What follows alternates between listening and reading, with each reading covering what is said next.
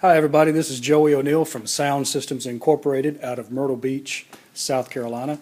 And currently we are up in North Carolina at Locwood Folly HOA. They built a nice new facility here, and we just installed a small sound system in their meeting facility banquet room, which is upstairs. Awesome looking new building.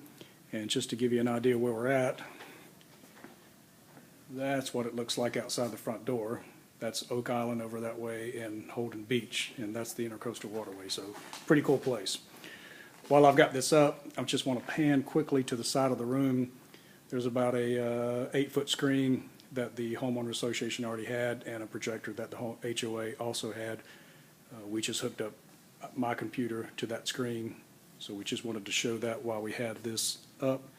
And I'm going to try to set this down very carefully. Perfect. And what I'm going to do is run through all the equipment list that we installed here.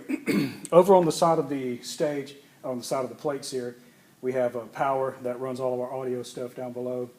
You may or may not be able to see it, but there's a white plate, decor plate here, and that has an HDMI input that goes to the projector.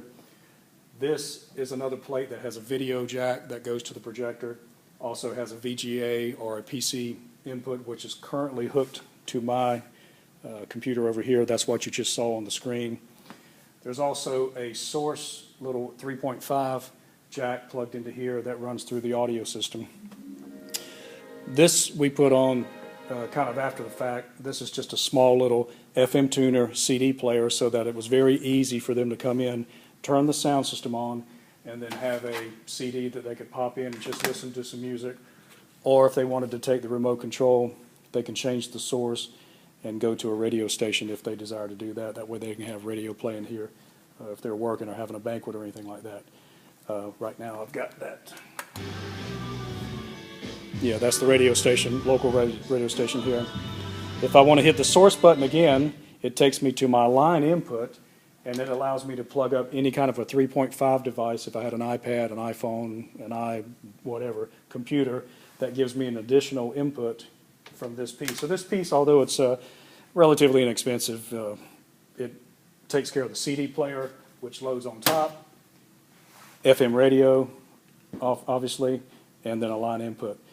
The cable out of this unit is fed out of the line out here, and it goes down to our audio system, and we'll go in detail about that piece there. So right now, it's finding a CD, which I think I put in there. It may find it here in just a second. And then it should start playing through our audio system. This is going to sit up on top of the desk. This is a cable. We have a HD cable TV box coming in so they can watch TV on the big screen, and that's the cable feed coming from the cable feed into the building. Okay, so I've got a CD in here. It's in number 3, and there's 14 songs. I don't know what we've got here, but if it's me, it's old school stuff. Yep, Steely Dan, so that's me all over. All right.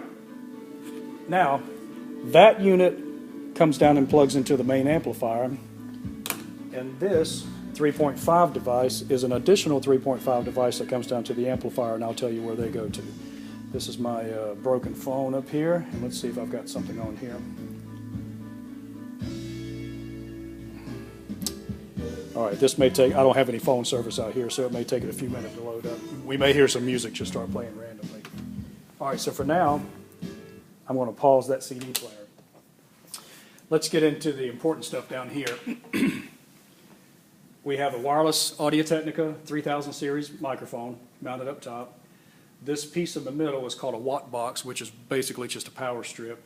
The cool thing about this is that there are 2 pull-out lights, so if it's dark, you can flip the lights just like some of the old power supplies, and it has light and dim. I'm going to leave them off for this time and push them in. And this becomes our main power switch. So when we open up the cabinet, we turn on that switch, wireless microphone turns on, amplifier turns on, and there's a subwoofer sitting down here to my right, which you may not be able to see. Components are very, very simple. Like I said, the 3.5 plugs in to the utility piece there. 3.5 plugs into our plate here. And I know it may be difficult to see on the video, so I'm going to go through these knobs. What happens is we can plug 4 sources into the back of this amplifier. There's a source 1, source 2, source 3, and source 4. over source 4, I have a label that says CD, tuner, and auxiliary, which is that unit there. So for example, if I wanted to listen to the CD player or the FM radio or something like this line-in auxiliary input, I would take care of that there, and then I would come down here and push source 4, and all of those 4 buttons are fed by this one volume control right here that ironically says source. So there's my volume control for any 4 of those devices. The number 1 input is going to be the HD TV, the cable TV box, and number 3 is that source unit up there, so we have one left over, which is source 2. So let's just say that I want to play my CD, and I switch it over to source 3. This is what would be playing, is my phone or whatever computer device. Hey, I got something. There we go. All right, so there's my phone playing through the unit. Volume control and everything.